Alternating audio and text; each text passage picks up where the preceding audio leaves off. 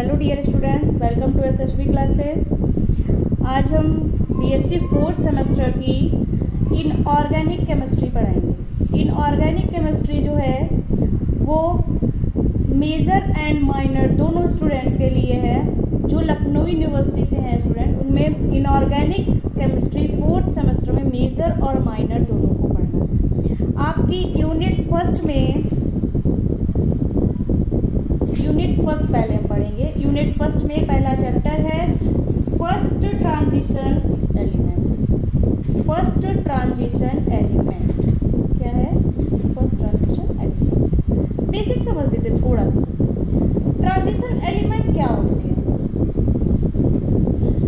वे element जिनमें atom और ion की फॉर्म में डी ऑर्बिटल पार्शियली फिल्ड होते हैं। ऐसे एलिमेंट जिनमें एटम और आयन की फॉर्म में डी ऑर्बिटल पार्शियली फिल्ड रहते हैं, ठीक है, वो क्या कहलाएंगे? ट्रांजिशन एलिमेंट कहलाएंगे। क्या कहलाएंगे? Transition element. समझिएगा, ये डी ब्लॉक एलिमेंट ग्रुप होते हैं। इनको हम डी ब्लॉक एलिमेंट ग्रुप भी कहते हैं। ये ग्रुप 3 से 12 3 to 12 तक रहते हैं। जैसा कि पता है 7 पीरियड है एंड 18 ग्रुप है। तो 1 और 2 जो आपके होते हैं एस एंड पी ब्लॉक में, एस ब्लॉक में आते हैं, और जो 3 to 12 हैं ये हमारे डी ब्लॉक में आते हैं। ठीक, इसमें से 12 ग्रुप में हमारा Zn, कैडमियम एंड मरकरी आता है। कौन सा आता है? Zn, cadmium and mercury. इनका लास्ट इलेक्ट्रॉन एटॉमिक फॉर्म में, इनका लास्ट इलेक्ट्रॉन क्या होता है? एटॉमिक फॉर्म में। ध्यान दीजिएगा, लास्ट इलेक्ट्रॉन एटॉमिक फॉर्म में n-1 D10NS2 होता है। लास्ट इलेक्ट्रॉन क्या होगा? n-1 D10NS2। आयनिक फॉर्म में क्या होता है? देखा होगा आपने, Zn+2, कैडमियम +2, मरकरी +2। ठीक, यानी कि 2 आयंस प्रेजेंट है। जब 2 आयंस प्रेजेंट है तो इनका आयनिक फॉर्म में इलेक्ट्रॉनिक कॉन्फ़िगरेशन क्या होगा? n-1 D10NS0। Outer most shell से इलेक्ट्रॉन निकल जाएंगे। देखा होगा आपने, अगर एटॉमिक फॉर्म में भी इनका outer most shell orbital complete है, आयनिक फॉर्म में भी इनका लास्ट ऑर्बिटल कंप्लीटली फिल्ड है। तो ये जो होते हैं ट्रांजिशन एलिमेंट नहीं होते हैं। हाँ, शील्डिंग इफेक्ट लगाने पर ये ट्रांजिशन बन जाते हैं। इवन ये ट्रांजिशन एलिमेंट्स में हम इन्हें नहीं पढ़ेंगे। अब हम लोग ध्यान देंगे डीप। अब ये तो पढ़ लिया हमने। हमारे इसमें है एक 3D series, 4D series and 5D series. हमें ट्रांजिशन एलिमेंट में 3D, 4D and 5D series पढ़नी है। ये फर्स्ट ट्रांजिशन एलिमेंट है, ये सेकेंड ट्रांजिशन एलिमेंट है, ये थर्ड ट्रांजिशन एलिमेंट है। ओके, समझते हैं जरा। पहले कैरेक्टरिस्टिक्स ऑफ डी ब्लॉक, ये तीनों ही क्या है? डी ब्लॉक है। अब कैरेक्टरिस्टिक्स ऑफ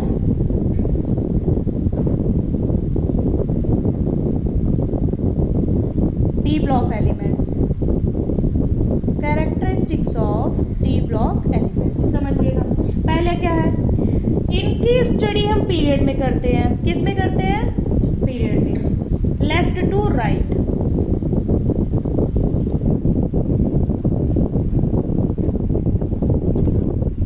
इनकी स्टडी हम पीरियड में करेंगे।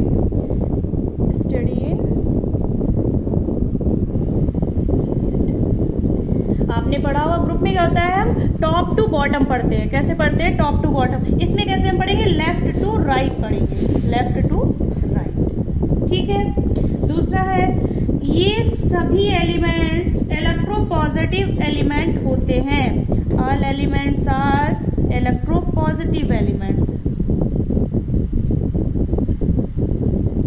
ये सभी एलिमेंट्स इलेक्ट्रोपॉजिटिव एलिमेंट्स होते हैं। कैसे होते हैं? इलेक्ट्रो पॉजिटिव, यानी कि इन पे जो है एक इलेक्ट्रॉन पॉजिटिव इलेक्ट्रॉन्स होता है।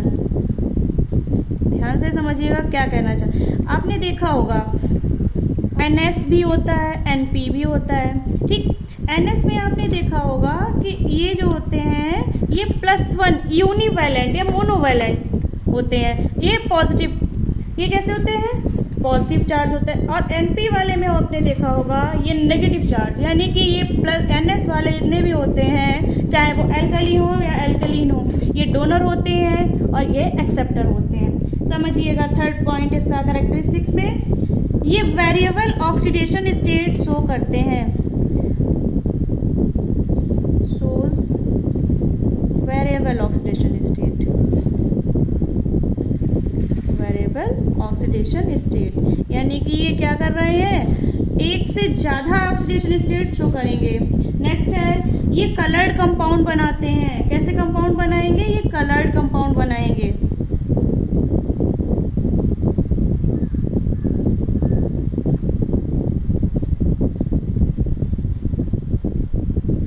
ये कोऑर्डिनेट कंपाउंड फॉर्म करते हैं। जो आपके डी ब्लॉक एलिमेंट होते हैं ये कोऑर्डिनेट कंपाउंड बनाते हैं, कोऑर्डिनेट बनाएंगे और इंटरस्टिशियल दोनों ही कंपाउंड बनाते हैं। ये कोऑर्डिनेट भी बनाते हैं और इंटरस्टिशियल भी बनाते हैं, जो कि आप लोग जिनका मेजर है LU में, लखनऊ यूनिवर्सिटी में, तो उन्होंने फर्स्ट सेमेस्टर में पढ़ा था, तो उन्होंने इंटरस्टिशियल कंपाउंड पढ़े होंगे। ठीक, अगला है ये मैग्नेटिक प्रॉपर्टी शो करते हैं, यानी ये तो पैरामैग्नेटिक या डायामैग्नेटिक, ये मैग्नेटिक प्रॉपर्टी शो करते हैं। नेक्स्ट है आपका पॉइंट,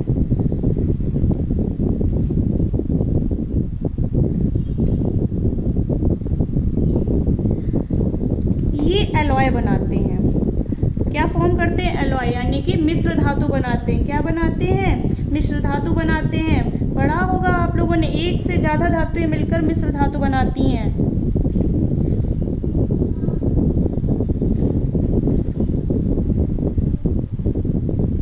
जैसा कि अभी हमने बताया था कि कोऑर्डिनेशन कंपाउंड फॉर्म करती है, इंटरस्टिशियल कंपाउंड भी फॉर्म करते हैं। ओके, ये कैटालिटिक प्रॉपर्टी भी शो करते हैं। समझिएगा। 8 पॉइंट है। पहला है इनके स्टडी हम पीरियड में करते हैं, यानी कि लेफ्ट टू राइट करेंगे। इनके सारे एलिमेंट्स जो हैं वो इलेक्ट्रोपॉजिटिव एलिमेंट्स होते हैं। ये वेरिएबल ऑक्सीडेशन स्टेट शो करते हैं, कलर्ड कंपाउंड बनाते हैं, कोऑर्डिनेट कंपाउंड बनाते हैं, मैग्नेटिक प्रॉपर्टी शो करते हैं, एलॉय फॉर्म करते हैं। ये कैटालिटिक प्रॉपर्टी भी शो करते हैं। कैसी प्रॉपर्टी शो करेंगे, कैटालिटिक प्रॉपर्टी शो करते हैं और इंटरस्टिशियल कंपाउंड बनाते हैं। आगे समझिएगा। अब हम बहुत थोड़ा सा बेसिक समझ लेते हैं। Classification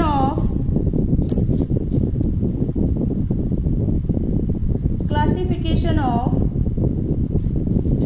D block elements.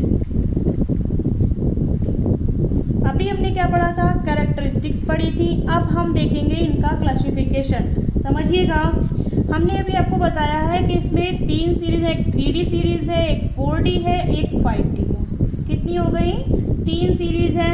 First transition element, second transition element and third transition element. Transition element क्या है वो भी मैंने आपको बताया कि वे सभी एटम और आयन जिनका d ऑर्बिटल पार्शियली फिल्ड रहता है, वे सभी एलिमेंट जिनमें एटम और आयन की फॉर्म में d ऑर्बिटल पार्शियली फिल्ड रहता है। समझिएगा। 3D में 10 एलिमेंट्स होते हैं, 3D ऑर्बिटल में ये 10 एलिमेंट्स होते हैं, जो कि स्कैंडियम टू जिंक होते हैं। ओके। 4D में हमारे, अब एक बेसिक समझ लेते हैं। 3D में हमारे कितने एलिमेंट्स हो गए, 10 एलिमेंट्स हो गए। Scandium to zinc, scandium, titanium, vanadium, chromium, manganese. अभी बताएंगे आगे भी। इनका इलेक्ट्रॉनिक कॉन्फ़िगरेशन क्या रहता है जरा समझिएगा। 3D 1 to 10, यानी कि 1 से 10 तक, और 4s 1 to 2, यानी कि इनका क्या है 1 से 2। ये ऑर्बिटल में 1 से 10 तक की, 3D में आपका 1 से 10 तक का जाएगा और 4s में आपका 1 से 2 तक जाएगा। समझिएगा। 4D सीरीज में क्या होगा, इसमें भी आपके 10 एलिमेंट्स हैं। कितने हैं, 10 एलिमेंट्स हैं। अब इसमें क्या कहा, ये सेकेंड ट्रांजिशन सीरीज कहलाते हैं। क्या कहलाते हैं, सेकेंड ट्रांजिशन एलिमेंट। इसमें याट्रियम से कैडमियम तक के एलिमेंट्स होंगे, याट्रियम से कैडमियम तक के एलिमेंट्स होंगे, और electronic configuration 4D 1 to 10 and 5s 1 2। ठीक, अब हम बात करते हैं 5D की। 5D में हमारा लैंथियम से मरकरी तक होगा, लैंथनम से मरकरी। ठीक, अब इनका हमारा इलेक्ट्रॉनिक कॉन्फ़िगरेशन क्या होगा? 5D 1 to 10 6s 1 to 2, यानी कि इनके 5D में 1 से 10 तक के इलेक्ट्रॉन्स फिल करेंगे एटम में आयन, और 6s में 1 से 2 तक। अब एक और भी आता है, इवन आपको स्टडी इन 3 की करनी है। 6D में देखेंगे, 6D सीरीज भी है जो कि इनकम्प्लीट है, जो कि अभी भी इनकम्प्लीट है। इसमें एक्टेनम से यूएनएस तक के जितने भी एलिमेंट्स आए, चूँकि ये एलिमेंट्स जो हैं ह्यूमन द्वारा बनाए गए हैं, तो सिंथेटिक एलिमेंट्स हो जाए कहलाएंगे। क्या कहलाएंगे? Synthetic elements. इनका electronic configuration 6D 1 to 10 7s 1 to 2। ये ह्यूमन मेड एलिमेंट्स हैं और सिंथेटिक एलिमेंट कहलाएंगे। अब समझिएगा 3D की प्रॉपर्टीज़ जो है वो 4D एंड 5D से अलग होती हैं। 3D की प्रॉपर्टीज़ 4D और 5D से अलग होती हैं। ओके, तो इसको तो हम अलग पढ़ेंगे, 3D एलिमेंट्स यानी फर्स्ट ट्रांजिशन को हम अलग पढ़ेंगे। सेकंड और थर्ड को हम एक में पढ़ेंगे, क्योंकि 4D और 5D सीरीज जो है इनकी प्रॉपर्टीज सिमिलर होती हैं। क्योंकि किसी भी एलिमेंट की प्रॉपर्टी के लिए 2 मेन फैक्टर्स होते हैं। मान लीजिए आपने कोई एक एलिमेंट पढ़ रहे हैं हाइड्रोजन, मान लीजिए आपने 3D में ही ले लिया स्कैंडियम, टाइटेनियम, वैनाडियम। ठीक, तो इनको आइडेंटिफाई करने के लिए इनकी प्रॉपर्टी के लिए 2 मेन फैक्टर्स हैं। एक इनका इलेक्ट्रॉनिक कॉन्फ़िगरेशन, दूसरा इनका एटॉमिक साइज। अब किसी भी एलिमेंट की, यानी कि आप 3D सीरीज में ही देख लें, 3D में है, 4D में है, 5D में, कोई भी एलिमेंट ले लें, इनकी फिजिकल और केमिकल प्रॉपर्टीज़ के लिए 2 रिस्पॉन्सिबल फैक्टर हैं। वो क्या है? Electronic configuration and atomic size. Electronic configuration, जैसे किसी आपने देखा होगा एल्कली मैटर में, जैसे एल्कली का आपने पढ़ा होगा कॉन्फ़िगरेशन NS1 होता है। ये क्या होते हैं? यूनी पॉजिटिव होते हैं। अभी बताया था आपको कि ये क्या होंगे? यूनी पॉजिटिव इलेक्ट्रॉन होते हैं। अब एल्कलीन जो होते हैं आपके,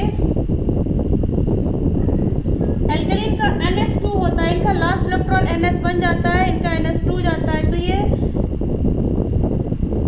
डाई पॉजिटिव, इन पे 2 इलेक्ट्रॉन जो है आपको हम दिखा देते हैं। Unipositive hydrogen, lithium, sodium, potassium, rubidium, caesium. NS2 के लिए हम लिखते हैं B, beryllium, magnesium, calcium, strontium. तो इनका लास्ट इलेक्ट्रॉन NS1 में जाएगा, इनका लास्ट इलेक्ट्रॉन NS2 जाएगा।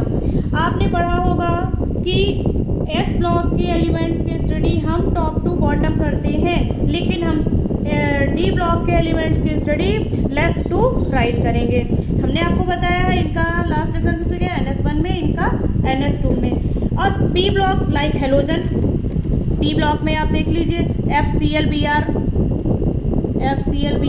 इनका क्या होता है? NS2 NP5, इनका लास्ट इलेक्ट्रॉन जो है तो NS2 में होगा, NP5 में होगा। ठीक है, अब हम लोग बात करते हैं D ब्लॉक की। D ब्लॉक का क्या सीन है? इनकी प्रॉपर्टीज पीरियड के अकॉर्डिंग चेंज होती हैं, ग्रुप के अकॉर्डिंग नहीं। इनकी प्रॉपर्टीज पीरियड के अकॉर्डिंग चेंज होती है, ना कि ग्रुप के अकॉर्डिंग। ठीक है, समझिएगा जरा।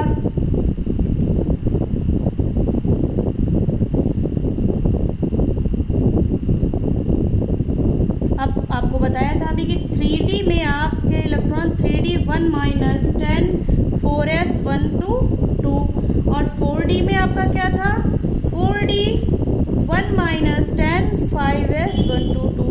समझिएगा, एटॉमिक साइज ऑफ एलिमेंट क्या पढ़ेंगे हम लोग? Atomic size of element.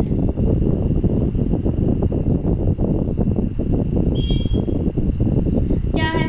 Group में D block element 3D series में ग्रुप के एटॉमिक साइज अप्रॉक्सीमेटली सेम होता है।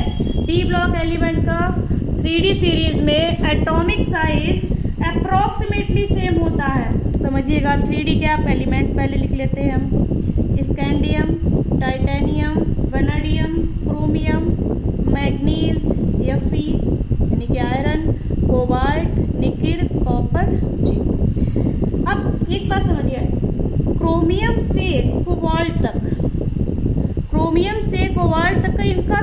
अप्रोक्सीमेटली ऑलमोस्ट सिमिलर होता है। इनका साइज तो स्कैंडियम, टाइटेनियम, वैनेडियम का थोड़ा सा ज़्यादा होता है, निकल, कॉपर, जिंक का थोड़ा सा कम होता है।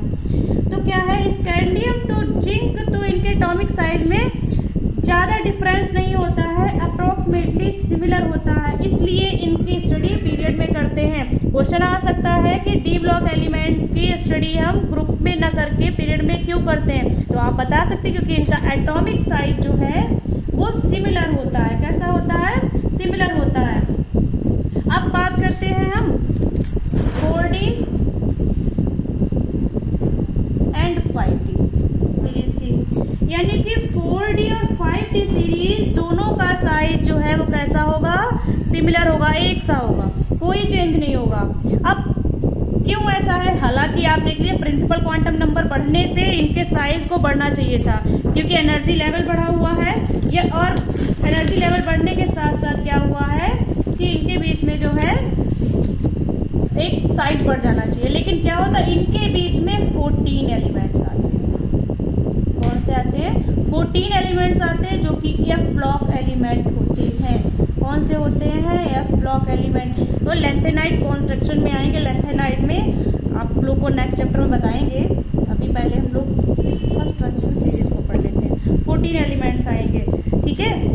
अब बात होती है कि 4D और 5D में कोई साइज नहीं। अब देखिए 4 प्रिंसिपल क्वांटम नंबर, यानी कि स्मॉल एन हमारा 4 है, एक बार स्मॉल एन हमारा 5 है, तो यहाँ तो इस हिसाब से इनका एनर्जी लेवल चेंज हुआ है। तो आपको क्या होगा, बैलेंसर भी ऑर्बिटल बढ़ने का जो क्या होना था, ऑर्बिटल बढ़ा है, बैलेंसर बढ़ा है, तो इनका साइज इंक्रीज होना चाहिए, लेकिन ऐसा नहीं हुआ है। क्यों, क्योंकि यहाँ पर 14 यूनिट चार्ज जो है वो बढ़ गया है न्यूक्लियस में। न्यूक्लियस में 14 यूनिट चार्ज बढ़ा है, कितना बढ़ा है, 14 यूनिट। जब ये चार्ज बढ़ गया है तो साइज हमारा सिकुड़ गया है, जो बढ़ना चाहिए था वो सिकुड़ गया, इसलिए इन दोनों की प्रॉपर्टी सेम होगी। आगे क्या जो है क्लास वो हम नेक्स्ट लेक्चर में लेंगे। आपको 3D यानी कि फर्स्ट ट्रांजिशन सीरीज की catalytic properties and electronic configuration, atomic radii explain करेंगे। बेसिक के लिए आज इतना ही। जिन लोगों ने अभी तक हमारा चैनल सब्सक्राइब नहीं किया है, please subscribe the channel, like, share and press the bell icon to get all the notifications. Thank you.